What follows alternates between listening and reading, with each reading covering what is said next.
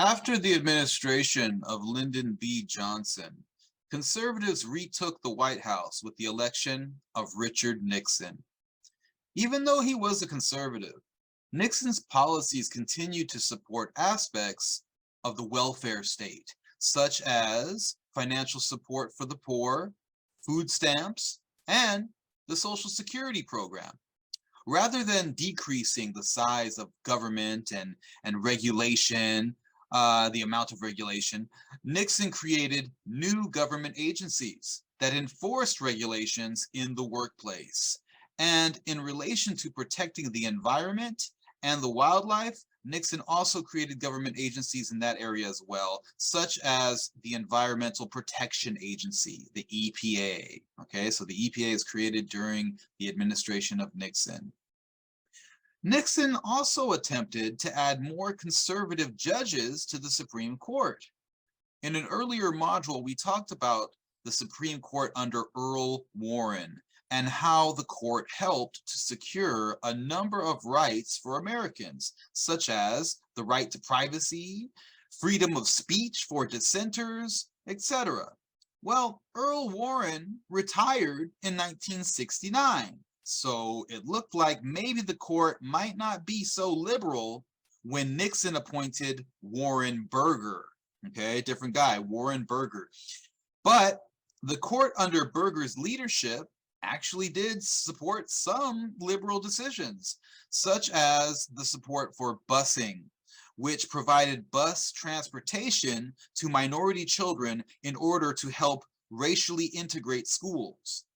But on the other hand, the Burger Court did make decisions that stagnated desegregation, such as in the case of Milliken versus Bradley, where the Supreme Court ruled that a suburban neighborhood in Detroit did not have to participate in busing or school integration.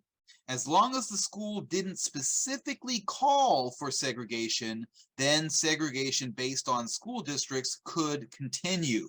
Okay, segregation based on school districts. Okay, so so if you live in a certain neighborhood, you have to go to a certain school within that district, right? And so if your neighborhood is segregated based on economics, then schools are going to be segregated as well.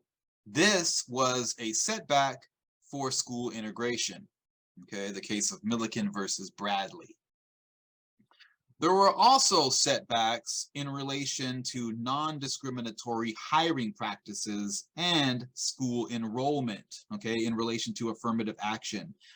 Civil rights organizations and liberals supported affirmative action programs created under the Johnson administration, which would force businesses and schools to hire or enroll a specific amount or a quota of people from various races and ethnicities. Okay, and this would open up jobs and universities to people of color that were previously shut off. Okay, the federal government supported forms of affirmative action going back to the passing of the Equal Pay Act, which created the Equal Employment Opportunity Commission. Okay, and so the Equal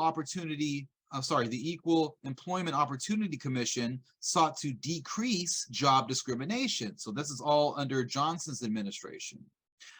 Johnson also decreed several executive orders to support affirmative action, okay?